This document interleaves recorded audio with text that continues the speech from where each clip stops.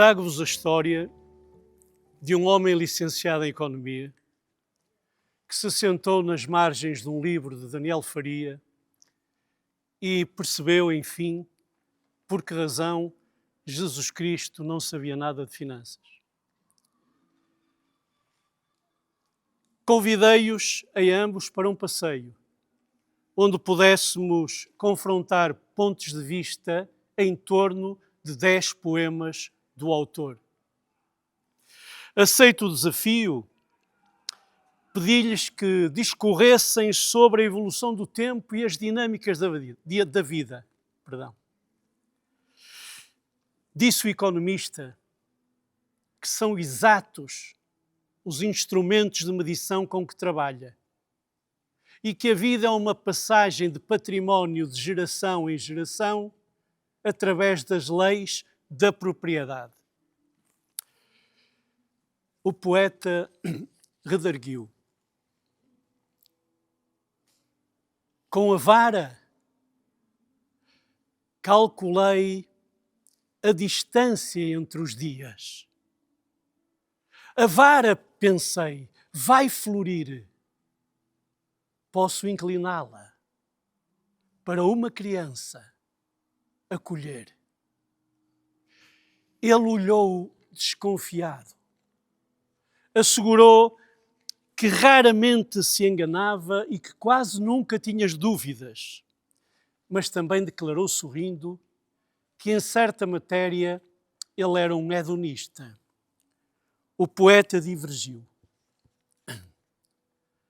Amo o caminho que estendes por dentro das minhas divisões. Ignoro se um pássaro morto continua o seu voo, se recorda dos movimentos migratórios ou das estações. Mas não me importo de adoecer no teu colo, de dormir ao relento entre as tuas mãos. Adoecer ao relento entre as tuas mãos, disse eu. Será que é uma mulher a quem o autor se dirige? O que representa para com de vós a mulher? E o economista antecipou-se dizendo: as mulheres são força de trabalho e na qualidade de donas de casa causam alguma perplexidade e dificuldade no enquadramento teórico entre a população ativa e inativa. Se uma empregada doméstica casar com o seu patrão, explicou, passa da primeira para a segunda categoria, mantendo a mesma tipologia de funções. O poeta asseverou: as mulheres aspiram a casa para dentro dos pulmões e muitas transformam-se em árvores cheias de ninhos. Digo às mulheres, ainda que as casas apresentem os telhados inclinados ao peso dos pássaros que se abrigam, é à janela dos filhos que as mulheres respiram, sentadas nos degraus, olhando para eles, e muitas transformam-se em escadas. Muitas mulheres transformam-se em paisagens, em árvores cheias de crianças trepando que se penduram nos ramos, no pescoço das mães, ainda que as árvores irradiem cheias de rebentos. As mulheres aspiram para dentro e geram continuamente. Transformam-se em pomares. Elas arrumam a casa, elas põem a mesa ao redor do coração. Incomodado, disse não entender a lógica do poeta. Para ele, a lógica que valia era a que se formava no mercado. Na primavera, as coisas crescem e o mercado agradece, concluiu. O poeta enigmático ripostou: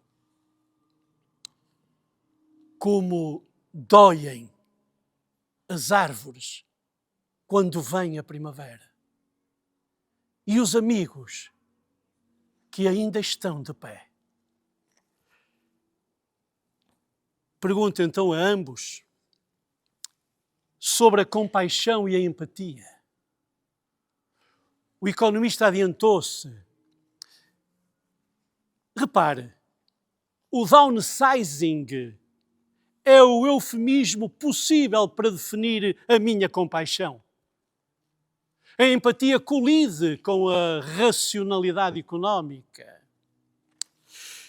Deixe-me dizer-lhe apenas uma coisa mais. O sofrimento do outro não é visível no gráfico das decisões. O poeta demorou-se. Com os amigos, aprendi que o que dói às aves não é o serem atingidas, mas que uma vez atingidas, o caçador não repare na sua queda. Confuso, o economista voltou-se para o termo da produtividade. A gestão do tempo é uma variável essencial ao crescimento, caro poeta.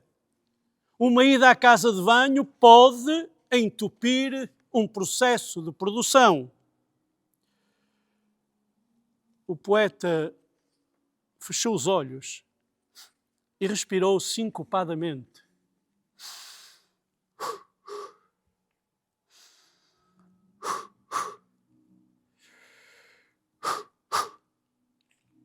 Pousa devagar a enxada sobre o ombro. Já cavou muito silêncio. Como um punhal, brilha em suas costas a lâmina contra o cansaço. Cansaço. Cansaço. Visivelmente incomodado, sublinhou que a tradição era inimiga do progresso. Saiba, caro poeta, que a inteligência artificial vale mais que 1 milhão de histórias contadas pelas avós. Os fios de memória, se quer saber, não se vendem no mercado. O poeta fechou os olhos, levou as mãos ao rosto e recordou. Quem me dera adormecer em frente do teu sono. Quem me dera bater à porta como se estivesses sempre do lado de dentro.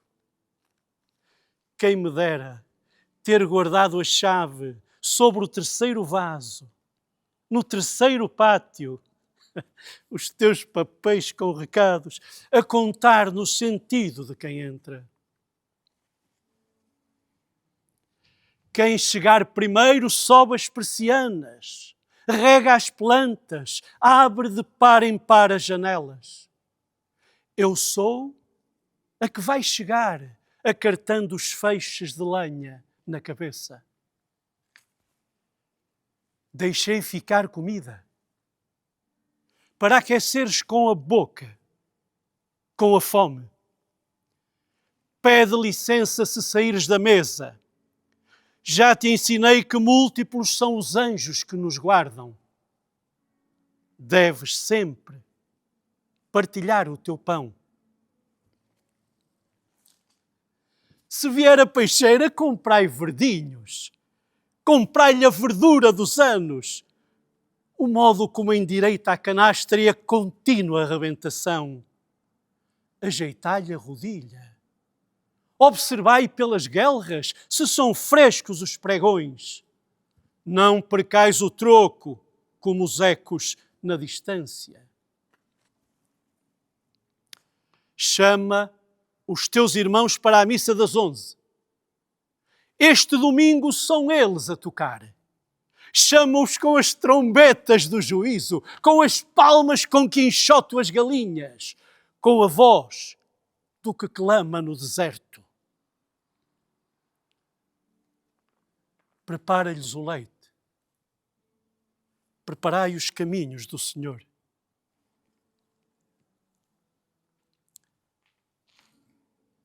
Lembra a tua irmã que os medicamentos do pai estão na gaveta do meio. Ele está todo o dia no meu pensamento. É aí que vireis ao meio-dia chamá-lo para comer. Quando vier a vossa avó buscar o crivo, não deixeis que o seu puxo se desfaça com os ventos. Durante alguns segundos, caiu silêncio nos ombros do economista. Posso perguntar-lhe que tempo é o seu? O poeta lembrou e sorriu. Chamavas os bois com a mão mais mansa, a mão com que adubavas a terra, com que puxavas o banco para a frente da lareira, com que me mediste, palmo a palmo, na infância. Estou confuso, disse o economista. Peço-lhe que me explique o seu propósito de vida. O que é que o faz escrever poemas todos os dias? O poeta ofereceu-lhe um poema. Busquemos apenas as palavras repetidas. As gaivotas mais altas, mais perdidas. E então o economista falou para mim, cito: vejo-me, incrédulo, cobrador de impostos, tão pequeno que tenho que subir à figueira para ultrapassar a minha estatura, e desço para lhe abrir as portas. Vejo-me Zaqueu. E o poeta escutou. A árvore foi a forma de te ver. E desci para abrir a casa. Por me teres visitado e avistado entre os ramos, fizeste-me passagem da folha ao voo do pássaro, do sol à doçura do fruto. Para me encontrares, me deste a pequenez.